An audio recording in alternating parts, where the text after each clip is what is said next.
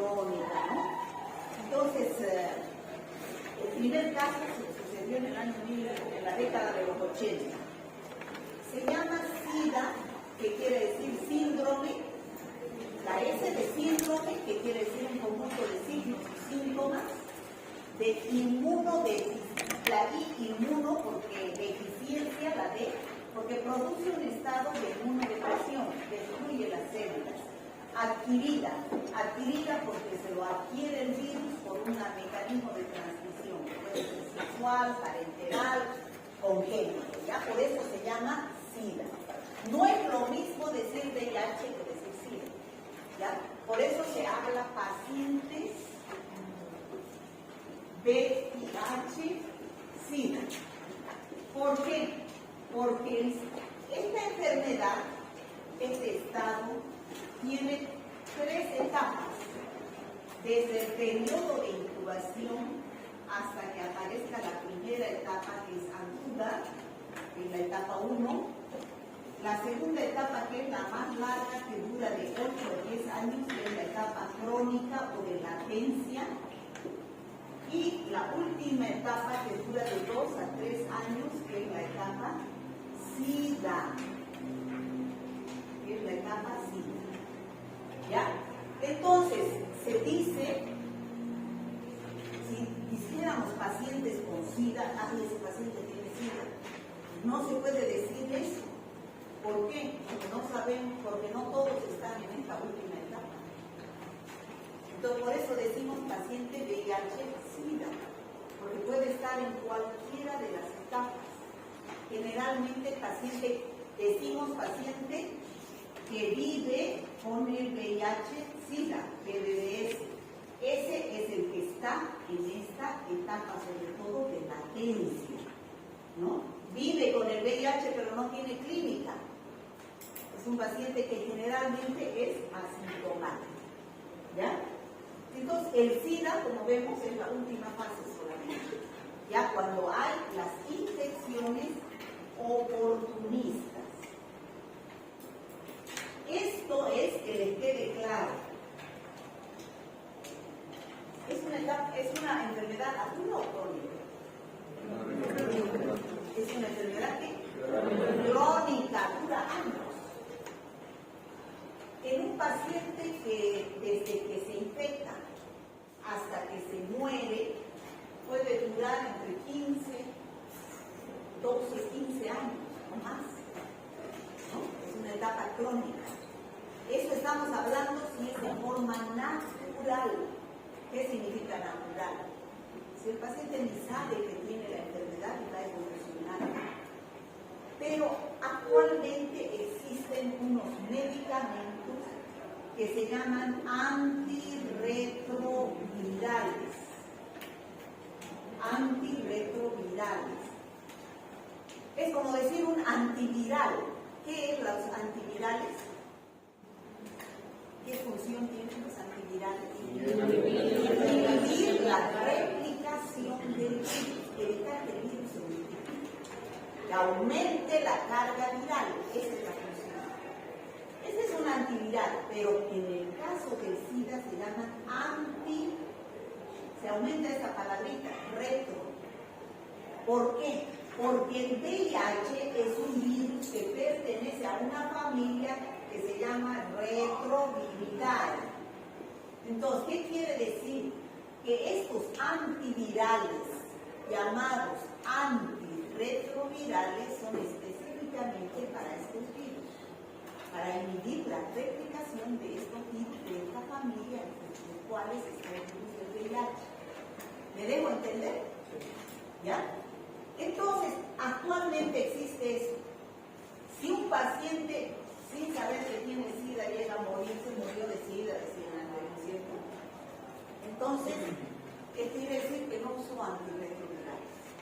Actualmente esos antirretrovirales se pueden dar en esta etapa que es más larga, se dan o desde aquí inclusive, desde aquí, desde la etapa aguda, si lo descubren a tiempo, ¿no?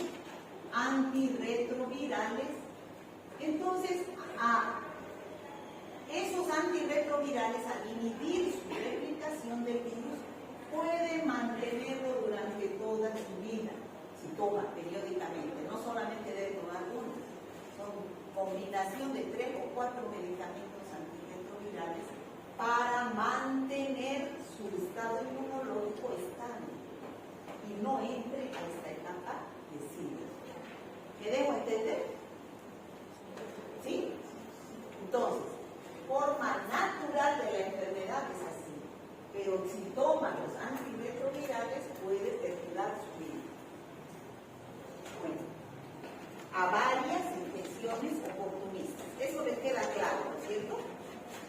Bueno, aquí tenemos al virus, pertenece a la familia Retroviridae, género Lentivirus, y fue descubierto y considerado como el agente de la naciente epidemia en la década de los 80 por un equipo del Instituto Pasteur de Francia, donde comandaba Luc Montagnier. En el año 1983 se lo estudió bien al virus, es esférico, dotado de un ácido ribonucleico, es ARN lo que tiene este virus, y tiene su cápsula. Eso es lo que tiene todo virus, ¿no es cierto? Pero este virus tiene la particularidad que tiene glicoproteínas, así como arbolitos tienen sus glicoproteínas. Esas glicoproteínas, este verdecito, es la GP41 y este lila es la GP120. Glicoproteína 120 y GP41. ¿Para qué sirven esas glicoproteínas? ¿Para qué sirven, chicos? Para unirse a la célula linfocito T CD4 que la van a infectar y la van a destruir. Si no tuvieran estas glicoproteínas, no pudiera unirse. Además, en la célula existe otro receptor, ¿no? Bueno, además, ¿qué cosa más tiene este virus? Enzimas, que son la integrasa, que son la transcriptasa inversa y que son la proteasa, ¿no? Esas son las 3 enzimas: transcriptasa inversa, integrasa y proteasa. Cada una de estas enzimas son responsables. ¿Qué función tienen las enzimas? En general, la replicación del virus. Esas son las funciones que actúan en la replicación del virus. Cada una tiene diferente función. Vamos a ir viendo cuando veamos la replicación del virus. Bueno, nosotros como médicos nos interesa que el virus se replique o no. Que no se replique. Por eso se dan los antirretrovirales. ¿A nivel de qué actúan estos antirretrovirales? A nivel de las enzimas del virus, inhibiéndolas. Las inhiben a estas enzimas del virus y entonces el virus va a poder replicarse. No va a poder replicarse. ¿Ya? Bueno. Esta es la replicación del virus. ¿La han visto en práctica?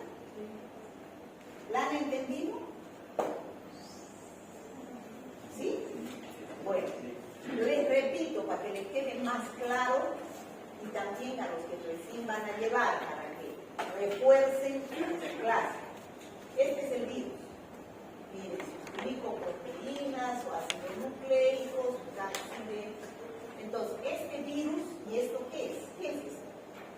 Toda esa célula. Esta es la célula a la cual va a infectar. ¿Qué se llama esa célula?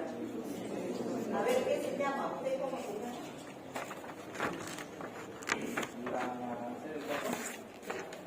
Pero no solamente se llama CD4. Es un linfocito. Y un linfocito es una célula sanguínea de la sangre. Se llama linfocito T CD4. ¿Ya? Esa es el sitio blanco de acción de este virus. Esa es la que le encanta infectar. ¿Ya? Porque ustedes saben que los virus no pueden vivir solitos, ¿no es cierto?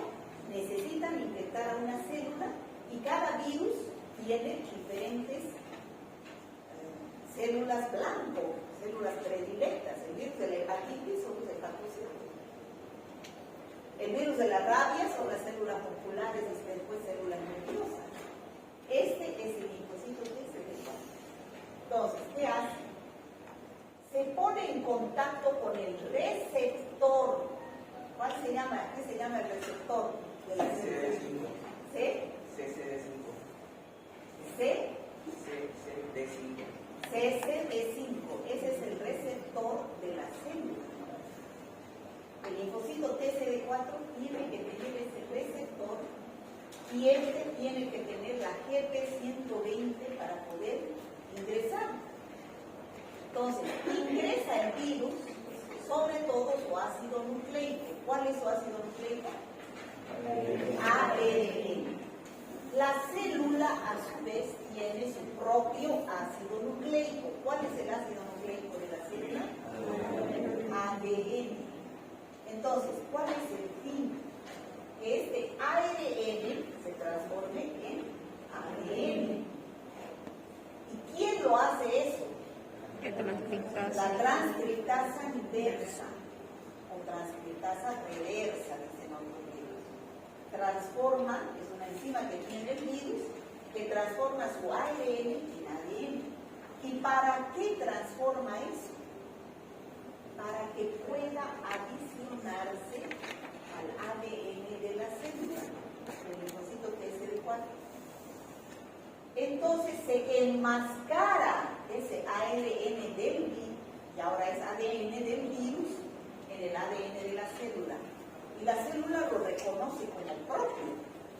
Entonces, desde ahí, ese ADN del virus le envía mensajes genéticos a la célula para que empiece a sintetizar virus. ¿Y cómo se sintetizan virus? Formando por separado sus componentes. ¿Cuáles son sus componentes? La cápside y los ácidos nucleicos, ARN. Entonces, ¿quién es la que hace que ese ADN del virus se incorpore dentro del ADN de la célula? La integrasa. Los componentes que son la cápside y los ácidos nucleicos por separado, ¿quién hace que se reúnan cada uno con su cada quien y se formen nuevos virus? La proteasa. ¿De qué se llama ese proceso? Ensamblaje. Se ensambla el ácido ribonucleico con su cápside y se forman nuevos virus. Entró un virus y salen millones. ¿Y qué va a suceder con esta célula? Se muere. Entonces, en este proceso de replicación terminado, se generan nuevos virus aumentando la carga viral y se mueren las células TCD4, disminuyendo la concentración de linfocitos TCD4, entrando el paciente en un estado de inmunodeficiencia. ¿Se ha entendido? Bueno, aquí tenemos más facilito el receptor de la célula, la GP120, ingresa en el virus, ¿no es cierto? Ahí tenemos cómo logra ingresar el virus, ahí tenemos al ARN, ya entró dentro y tenemos la transcriptasa inversa que transforma el ARN en ADN. Y este ADN tiene que ingresar al ADN de la célula mediante la integrasa, ¿no? La integrasa integra el ADN del virus en el linfocito. Bueno, ¿y qué es lo que hace? Empieza a sintetizar los componentes. ARN es el molde para la creación de nuevos virus y la cápside.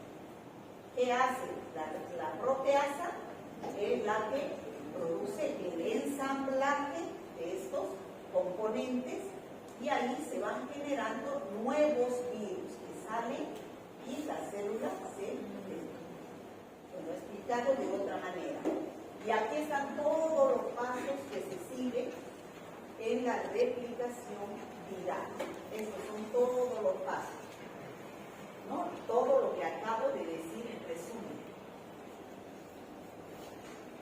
Y entonces, ¿qué será la carga viral? Eso les tiene que quedar claro, para que ustedes empiecen a hablar y así con terminología médica. ¿Qué es la carga viral? La cantidad de virus, chicos, pero ya no me digan cantidad de virus. Carga viral en cualquier enfermedad es la cantidad o concentración de virus. Carga viral baja, que quiere, o dosis infectiva también se puede llamar, eso es sinónimo, ¿ya? Cuando ustedes vean en un libro dosis infectiva de la salmonela, dosis infectiva del virus del SARS-CoV-2, la carga viral del SARS-CoV-2 se refiere a cantidad de virus. ¿Eso les queda aquí? O sea, no van a decir cantidad de virus. ¿Qué van a decir? ¿Qué van a decir? Vienen a sentarse. ¿Qué van a decir? Carga viral. ¿Qué más pueden decir? ¿Qué más pueden decir? Dosis infectiva. Carga viral o dosis infectiva significa cantidad de virus. Linfocitos T, CD4 son las células T que son helper, ayudadoras, ¿no? Los valores normales son de 600 a 1500. Todos tenemos esta cantidad si somos inmunocompetentes. ¿Qué es un inmunocompetente? Ay, no. ¿Sabe qué es lo que me ha dicho ahorita? ¿Qué es un inmunocompetente? Un paciente inmunodeprimido. Es como le decía, ¿qué es una blusa blanca? Es una blusa negra. ¿Es lo mismo? No, ¿no es cierto? Entonces, ¿qué es un paciente inmunocompetente? Eso, es un paciente que tiene buenas defensas. Si ustedes son inmunocompetentes, sus valores de TCD4 van a estar entre 600 a 1500. Eso es lo deseable para todo el mundo y no se pierde, ¿no? Pero hay estados de inmunodepresión no por SIDA, por cualquier otra causa. Un diabético no va a tener esos valores así. Un paciente con cáncer no va a tener esos valores así. Un niño no va a tener, un bebé. Un anciano tampoco va a tener esos valores. Por eso son más susceptibles de infecciones, ¿ya? ¿Y qué es el SIDA? Ya saben ustedes que es el estadio último donde surgen las infecciones oportunistas. ¿Por qué? Porque esto va. ¿Y hasta dónde va? Se dice que un paciente, desde el punto de vista del laboratorio quiere decir que me estoy basando en un dato de laboratorio.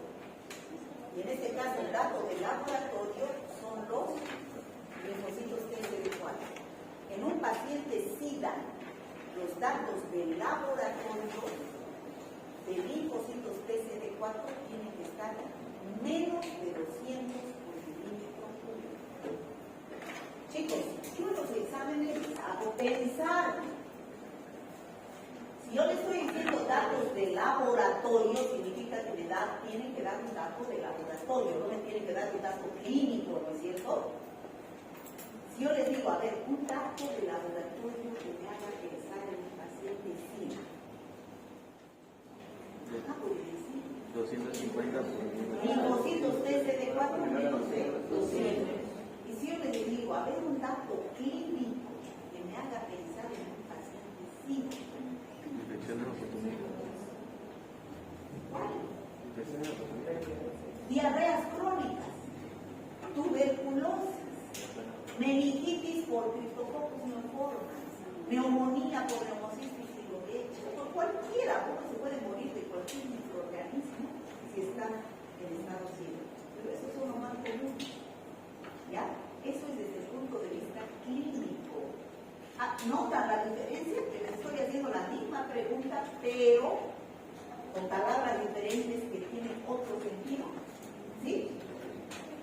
Y desde el punto de vista epidemiológico de un paciente que esté en etapa SIDA, ¿qué podría ser? Que alguien cercano haya tenido VIH. ¿Sí? Que alguien cercano haya tenido VIH-Sida. Cercano. Puedo estar con mi padre, pero no puede que mi padre tenga SIDA y yo no tenga. Como pareja. La pareja, pues, porque la transmisión es por relación sexual, no es por tener contacto cercano. Por un accidente laboral, ¿no? Puede ser una personal de salud que trabaja con pacientes en el hospital que hay riesgo de una punción, por ejemplo. Ese es un dato epidemiológico que me puede hacer pensar que puede estar y presenta clínica, ¿no? Si el paciente SIDA puede tener clínica, ¿no? Esos son datos de que un drogadicto endovenoso que me aparezca con tuberculosis. Entonces yo debo pensar si no ha sido ese el mecanismo de transmisión o una trabajadora sexual, ¿no? Que la aparenta así con el resorte, ¿no? Entonces yo puedo pensar que es un factor de riesgo epidemiológico el tener relaciones sexuales promiscuas. Entonces, durante esas etapas de la enfermedad, ¿me estoy dejando entender, chicos? Estoy tratando de hacérselo lo más sencillo posible. Durante esas etapas de la enfermedad, en la infección aguda, que dura de 2 a 4 semanas, ¿no? Se producen grandes cantidades de VIH. Desde el punto de vista de los dos parámetros importantes del laboratorio, que es la concentración de linfocitos de CD4, ¿y cuál es el otro? La carga viral. Estos son dos parámetros importantísimos del laboratorio. ¿Qué es lo que me indican esos dos parámetros? ¿Qué me indican? Sirven para medir qué?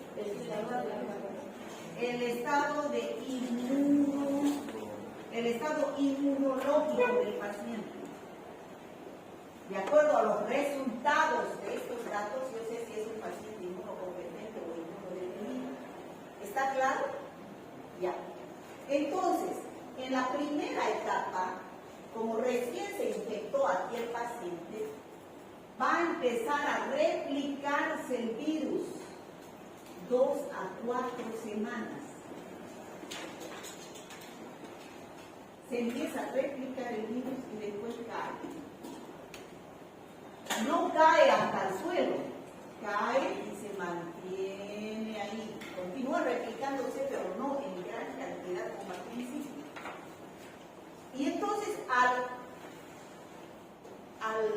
aumentar la carga viral, ¿qué es lo que va a disminuir? Los linfocitos. Normalmente nosotros tenemos una cierta cantidad de 600 a 1500 por milímetro cúbico. Entonces, si yo tengo esa cantidad, al aumentar la carga viral va a caer los linfocitos TCD4, pero después, durante esos 8 a 10 años, va a haber replicación, pero no tan aguda, tan grave como en la primera etapa. ¿Está claro? ¿Sí? Entonces, ¿qué dice ahí? En la etapa aguda se producen grandes cantidades de VIH. ¿Por cuál mecanismo?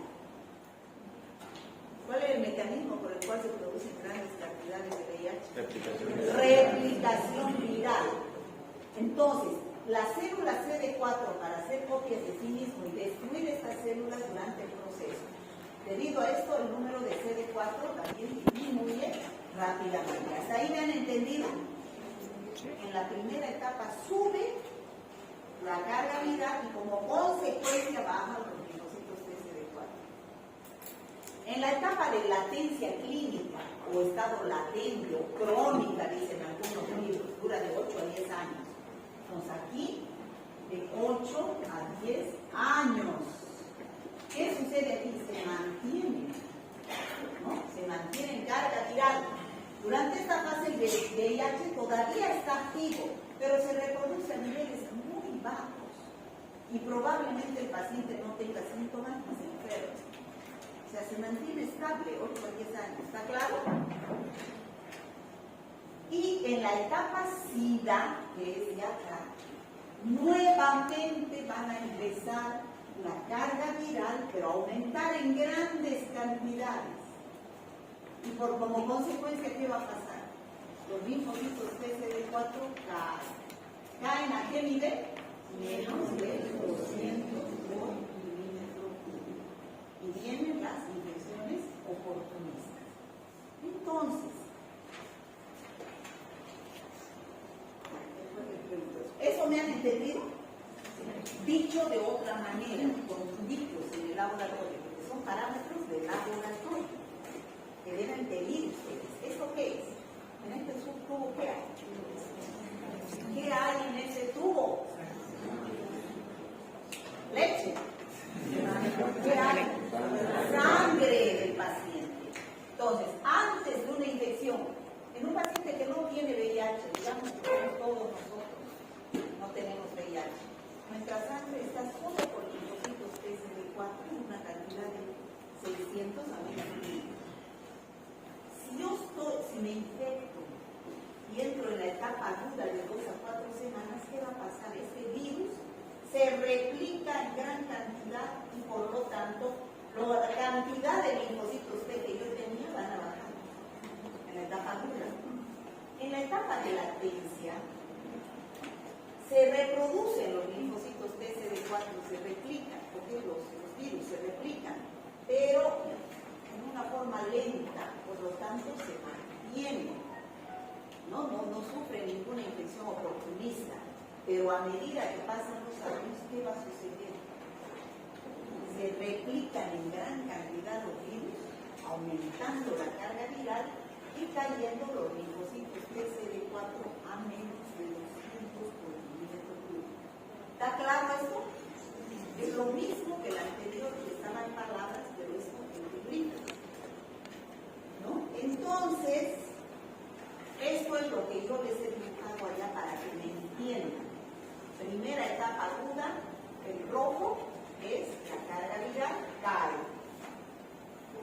Luego tenemos los linfocitos T que caen, el T azul. En la etapa crónica, 8 a 10 años se mantienen sin haber nada de replicación hasta que en la etapa SIDA sube la carga viral, bajan los linfocitos TCD4 a menos de 200 por milímetro. ¿Está claro eso, chicos? Pero esto es ¿cuándo? ¿Cuándo sucede esto? Si yo le doy tratamiento al paciente, ¿será que sucede esto? No. ¿Por qué no? Porque es un antirretroviral. El tratamiento es con antirretroviral. ¿Qué es lo que hace el antirretroviral? Inhibe que suceda esto. Me lo para el paciente aquí. Nos puede vivir ese paciente años de años. Existen en Santa Cruz gente que ha nacido de padres con VIH que ya son casados, ya tienen familia, pero ¿qué hacen? Todos los días toman los antirretrovirales. Se los llama PBBS, pacientes que viven con el VIH. Ya, pacientes que viven. ¿Ya? Entonces, ya les dije, desde el punto de vista clínico, ¿cómo yo sé que un paciente está en la etapa aguda? Nada característico. Ni angias, artralgias, fiebre, ¿no? Cefalea, cansancio.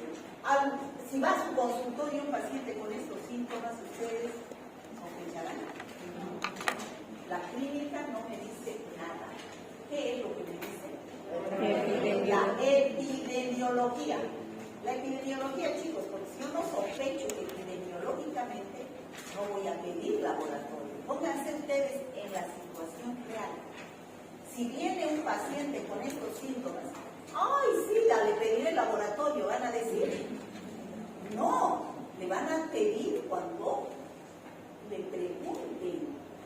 Oiga, bueno, él va a venir y va a decir, quiero que me haga una prueba de VIH porque tuve una relación. O ustedes mismos pues se dan cuenta, ¿o no? Tiene todo tatuado, todo con sus... Hay algo de esto, porque ustedes creen que lo que van a hacer son los tatuajes, esas cosas que usan material etéreo. De repente, ¿no? No sé, pero hay riesgo de transmisión también. No solo de SIDA, sino de hepatitis C, ¿no? De otras infecciones. Entonces, ustedes le tienen que preguntar. Y si ustedes ven que hay un factor de riesgo en ese paciente, le van a pedir la prueba de VIH. Entonces, no es primero el laboratorio, primero la epidemiología, después el laboratorio, porque la clínica no me dice nada.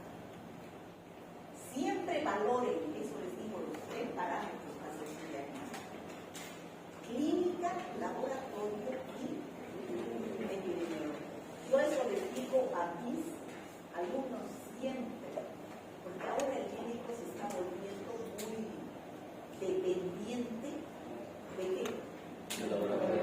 No solo del laboratorio, de los métodos auxiliares de diagnóstico, de las radiografías, de las tomografías. No tienen clínica.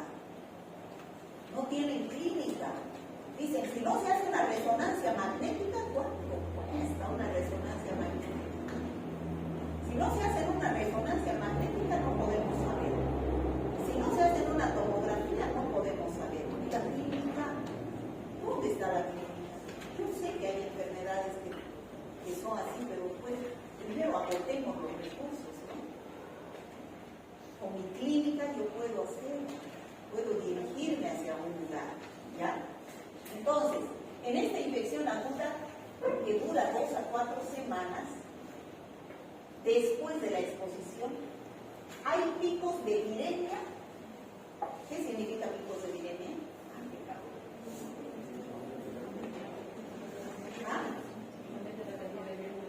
Aumenta la cantidad de virus en la sangre, o sea, aumenta la carga viral. Ya les he dicho, no me digan cantidad de virus, les he dicho carga viral, y disminuyen los test CD4. A ver, chicos, aquí ya estamos hablando del diagnóstico de la laboratorio. ¿Ustedes creen que aquí en esta etapa aguda, ya hemos hablado de la clínica, no hay clínica, ¿no es cierto? Características. Pero estamos hablando aquí ya del laboratorio de diagnóstico, no de seguimiento. El laboratorio de diagnóstico. ¿Qué es laboratorio de diagnóstico? Porque hay laboratorio de diagnóstico y laboratorio, como va a ser más aquí abajo, laboratorio de seguimiento o pronóstico, ¿no es cierto? Pero para hacer seguimiento a un paciente yo tengo que saber primero qué tiene, ¿no es cierto? ¿Qué es diagnóstico? Diagnóstico es decir, hoy usted tiene esto. Seguimiento o pronóstico, ¿cómo va a ser mañana? Eso que les quede bien clarito. Y yo en el SIDA tengo laboratorios de diagnóstico y laboratorios de pronóstico. Entonces, ¿cuáles son los laboratorios de diagnóstico en cada una de las etapas? ¿Será que aquí en esta etapa aguda yo voy a pedir, no creo que les tenga que repetir, diagnóstico directo o indirecto? ¿Qué es el diagnóstico directo? El antígeno. ¿Qué es el diagnóstico indirecto? Donde se busca el antígeno. ¿Será que aquí yo voy a pedir diagnóstico directo o indirecto? Indirecto. ¿Por qué? Porque todavía no hay anticuerpos, eso, bienísimo, no hay anticuerpos. Entonces, chicos, yo les pregunté esta mañana en el laboratorio, ¿será que en la etapa aguda voy a pedir la prueba rápida?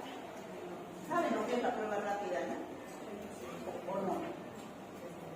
Son esos taquitos que es para todas las enfermedades ahí. Entonces hay un huequito y ahí se pone la sangre o los materiales.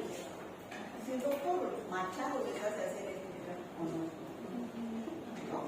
¿Qué digo hacer?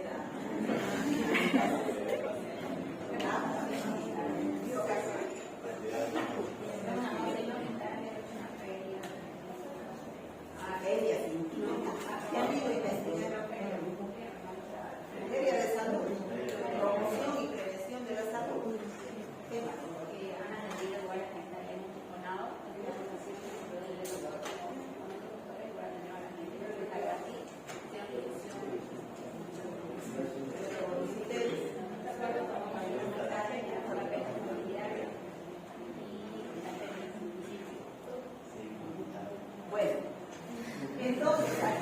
estas tiritas hay para todas las enfermedades, hay para el helicobacter pylori y el doctor les hace hacer para el helicobacter pylori, no les hace hacer. Y ustedes deben conocer la prueba de embarazo, también es así. ¿Nunca se han hecho? No se me haga. Bueno, se pone aquí la muestra y entonces de acuerdo a la tirita va corriendo, ¿no? Para SIDA, para COVID, para todas las hepatitis, para todas las enfermedades. En 5 minutos o 10 minutos yo sé si es positivo o negativo. Si aparece una sola línea es negativo, pero si aparecen 2 líneas es positivo. Generalmente así se. Pero mire anticuerpos. Generalmente mide anticuerpos. Hay pruebas rápidas antígeno también en algunas enfermedades, pero en el VIH hay solo anticuerpos. Mide IgM y IgG. ¿Ya? Entonces yo pediré aquí pruebas rápidas. Entonces no pido porque aquí dice test serológicos negativos. ¿Por qué negativos? Porque no hay anticuerpos. ¿Cuánto tiempo después? De 15 días. A partir de los 3 meses recién yo puedo pedir un test serológico. Entonces, en ese periodo alguno yo tengo que pedir métodos directos. ¿Y cuáles son los directos para VIH? PCR y la proteína P24. ¿No es cierto? Y esta proteína P24, ¿mediante qué se hace? Mediante la prueba de ELISA de 4ª generación. ¿Ya? Que le quede claro, no vaya a venir un vecino y le diga, ay, ¿sabe qué? Anoche o hace una semana estuve con una relación con una señorita y tengo la duda, ¿qué estudia medicina? ¿Qué puedo hacer? Así va a estar como lo que yo les mandé. ¿No? A esto lo que les mandé, viene un pariente que dice, a ver, vos estudia medicina. ¿O no? ¿No les mandé? Otro grupo. Se ponen a mirar aquí, ¿qué van a hacer? No tengo ni la menor idea, están diciendo por dentro ustedes. Pero eso yo no quiero que digan eso. Sí, que sí, bueno. Si ha sido hace 2 semanas, no te puedes hacer prueba de laboratorio de esa prueba rápida. Tienes que hacerte pruebas más sofisticadas. Y eso no cualquier laboratorio hace. A veces ni los doctores saben. ¿No? Pero ustedes van a ser buenos doctores. Van a saber qué pedir. La proteína P24 o ELISA de 4ª generación, que aquí en Santa Cruz creo que solo hace en la segunda fase, ¿cómo es la clínica? Generalmente es asintomática. El individuo parece sano, no hay manifestaciones clínicas, el virus continúa replicándose, pero no tan intensamente. A veces aparecen unas lesiones así en la piel, a veces pueden aparecer esas lesiones en la boca. ¿Qué es eso? A ver. ¿Lesiones qué? ¿Qué? Oportunistas. ¿Qué se llama? Candidiasis. Ya, pero ¿qué se llama específicamente? Mujeres. ¿No han visto ginecología? Cándida es el hongo más frecuente que se halla en Santa Cruz. Yo no creo que no haya empezado por cándida. No están comprando cándida, o no están llevando ginecología. Al final, cuando la materia está en la parasitología y micología, la materia de bacteriología se llama bacteriología y micología. ¿Qué significa? Que yo debo partir en 2 las materias, la mitad bacterias y la mitad virus, porque si no yo debería llevar bacterias en un semestre y virus en otro semestre, si fuera semestral. ¿Cómo es posible? Falta un mes para terminar las clases, solo más noviembre ya son exámenes.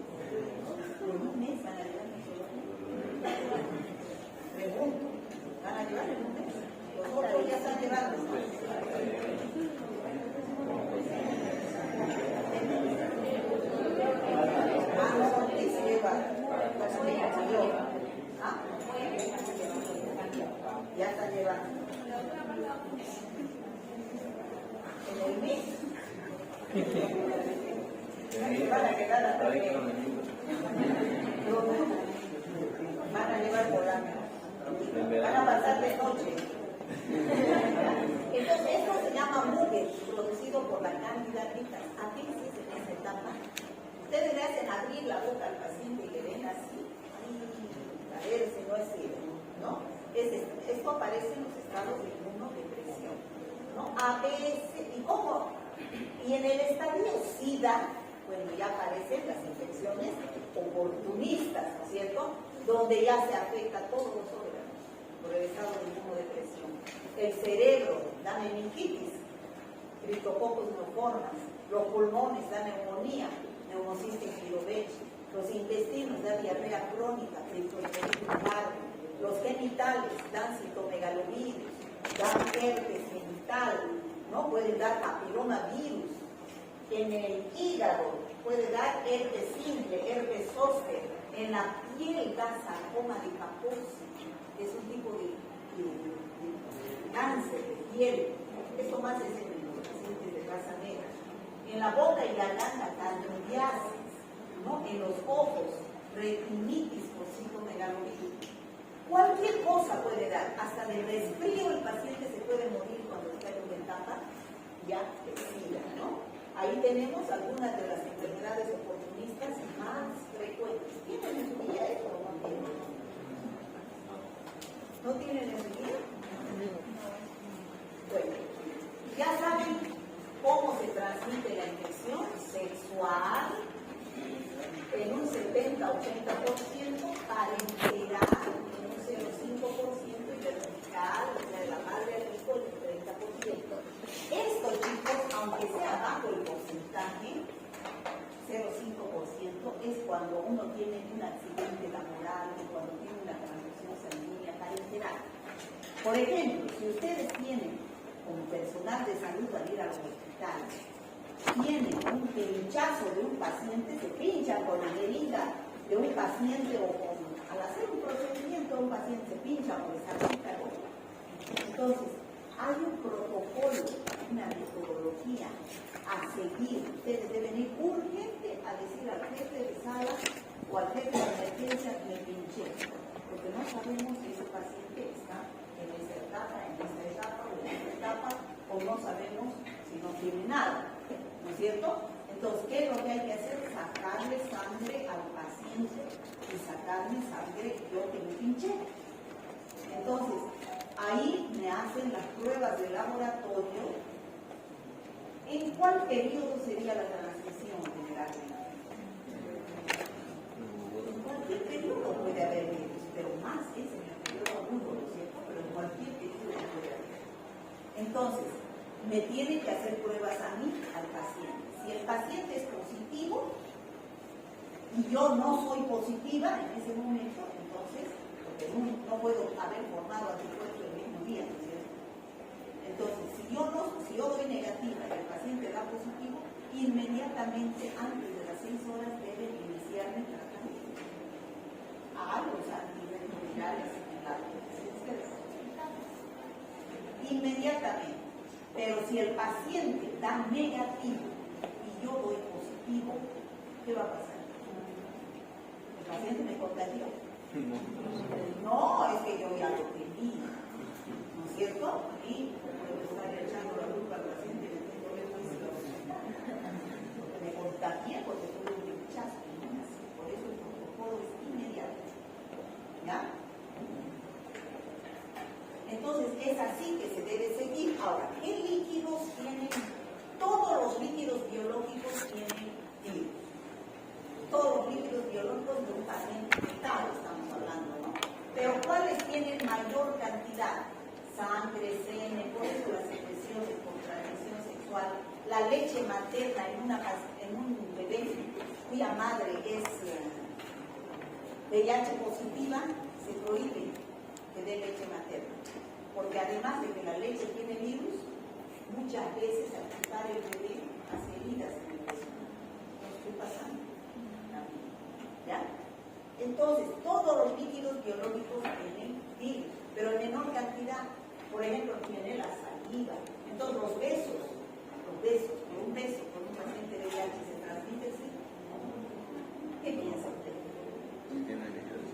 puede transmitir en un beso. ¿Sí? O sea que usted para pensar, primero tiene que hacerse la de besos y te haces la prueba de vida. ¿Qué? No requisito Va a ser requisito. Ya saben. Él va a pedir la prueba del VIH. Pero chicos, la saliva tiene poquísima cantidad de virus. Tiene, pero poquísima. Y se dice que debe haber un intercambio de saliva para que exista la suficiente dosis infectiva de 3 litros. O sea, que en un beso va a intercambiar 3 litros de saliva. Entonces no hay riesgo. Se pueden besar, se pueden abrazar, pero relación sexual con protección, ¿no? O preservativo. Las caricias, la piel sana, no hay transmisión. Pero yo, si soy médico y estoy en el hospital, puedo tener una microherida y puedo salpicarme con sangre o cualquier líquido biológico. Entonces hay riesgo de transmisión. Por eso ropa se debe ser gradual, siempre, ¿no? La comida, el aire no transmite, ¿no? El agua, ¿qué decían? Una vez yo me acuerdo, no coman naranjas, que están siendo inyectadas con el virus de VIH. ¿No? A mí me pasó eso mi mamá. Ay, dice que no hay que comer la naranja, que están viniendo infectadas con el virus de VIH.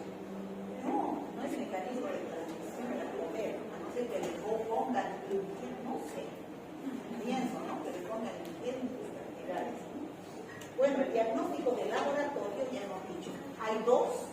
Para hacer diagnóstico tenemos que pensar en métodos directos o indirectos de acuerdo a la etapa de la enfermedad. ¿Está claro, no es cierto?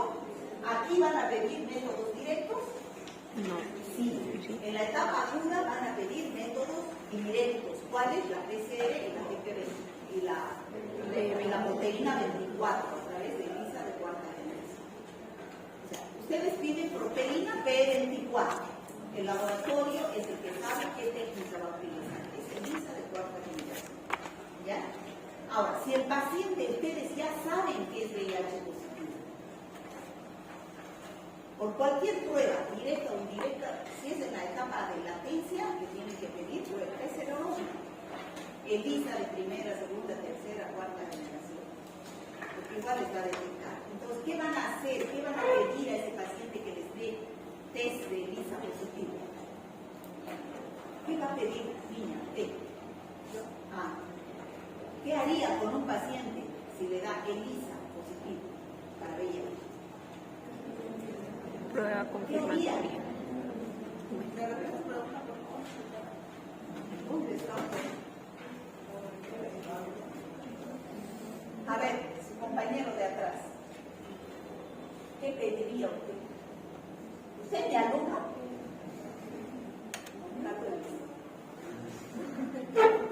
¿Qué pediría usted? Si tiene un paciente que va a su consultorio, usted sospecha por la epidemiología que puede ser VIH positivo, trae su análisis, le dice si es ELISA positivo para VIH. ¿Qué es lo que hace, doctor? No me diga que la mínima idea. Les he dicho, ¿qué es lo que harían? ¿Ah? ¿Qué harían, chicos? ¿Qué harían? Esto, pues, ¿qué es lo que van a hacer? Pedir esto. ¿Para qué van a pedir eso? Ah, ya son pacientes VIH positivo, ¿qué voy a pedir? Carga viral y linfocitos TCD4, eso es para saber su estado inmunológico. He recitado eso desde el principio, desde el primer minuto que entré aquí. Y parece que no me han entendido, ¿no? No se me ha entendido. Bueno, ahí tenemos los exámenes. ELISA puede detectar antígeno o anticuerpo. Western blot detecta anticuerpo. Pruebas rápidas detectan anticuerpos, pero para hacer seguimiento CD4 o carga viral. Aquí están las pruebas de laboratorio. Esto es en semanas. Semanas o meses. Bueno, la cosa es en función del tiempo. ¿Qué es lo primero que aparece en la etapa aguda? ¿Qué pueden pedir? PCR. RNA es el virus, ¿no? PCR o RNA. En la etapa de latencia, después del tercer mes, piden serología, que detecta IgM, pero la IgM cae. Y la IgG se mantiene de por vida. Fíjense, no pueden pedir serología en esta etapa. ¿Pueden pedir o no? En esta etapa no pueden pedir. ¿Qué se llama esta etapa donde no pueden pedir? Aguda, pero... Inicia. Exactamente. Esa es la etapa de ventana. Significa que no hay anticuerpos de ventana. ¿Y qué es el riesgo si ustedes piden aquí una prueba serológica? Falsos negativos. A ver, amigo, que has hecho la prueba rápida, que has salido negativo, quédate tranquilo. ¿No? No tienes VIH. Y lo despachan al pobre. Y el pobre contagiando a cuántos. ¿No? Es porque ha salido un falso negativo y una mala información de ustedes, doctores, que les está diciendo. ¿No? Bueno, eso es lo mismo. Aquí está generación, o sea, las proteínas, así como los antibióticos, las cefalosporines son de primera, segunda, tercera y cuarta generación. Los de primera generación son los que primero se han descubierto. Esos solamente miden IgG. O sea, tengo que pedir en la segunda etapa. Los de segunda generación también IgG. No puedo pedir en la primera etapa, porque en la primera etapa no hay. Los de tercera generación miden ya IgM, pero tampoco en la etapa dura. ¿Cuál es el que debo pedir en la etapa dura? ELISA de cuarta generación, que mide las dos inmunoglobulinas y también mide la P24. Bueno, estos son los antirretrovirales. Son varios, ¿no? Abacavir, estradiolina. ¿Qué es la función de esto? Esto lo van a ver mejor en infectología. ¿Ya qué es lo que hacen? Inhibir a las enzimas. Y si inhiben a las enzimas no hay replicación viral. Y mantiene en ese estado, ¿no? Entonces, la situación en Bolivia es grave en Bolivia. El departamento que más casos tiene es Santa Cruz. No se debe tomar un solo medicamento, un solo antirretroviral, combinación de 2 o 3. Ya esos son los ya dijimos, inhiben a las enzimas de la proteasa integrasa, transcriptasa inversa. Y ¿cuál es estas son las infecciones oportunistas, ¿no? Tuberculosis, candidiasis, esa es la tinta china de Cryptococcus uniformes. Aquí tenemos a Neumocystis carini, neumonía, ese es el herpes zóster que también lo vamos a llevar. Eso es el molusco contagioso, ese es el sarcoma de Kaposi, ¿no? Eso más se presenta en pacientes de raza negra. Bueno, eso es el estado natural de la enfermedad del VIH. En conclusión, sin aplicar un tratamiento, el virus se replica en las células CD4. ¿Eso está claro? Y a medida que la carga viral aumenta, los linfocitos T es inversamente proporcional, ¿no?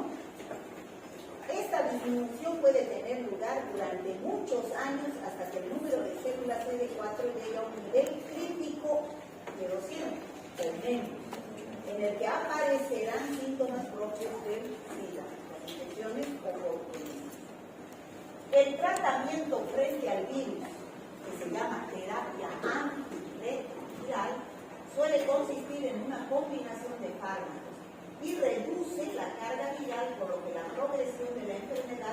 se hace lenta y el número de CD4 se estabiliza o aumenta.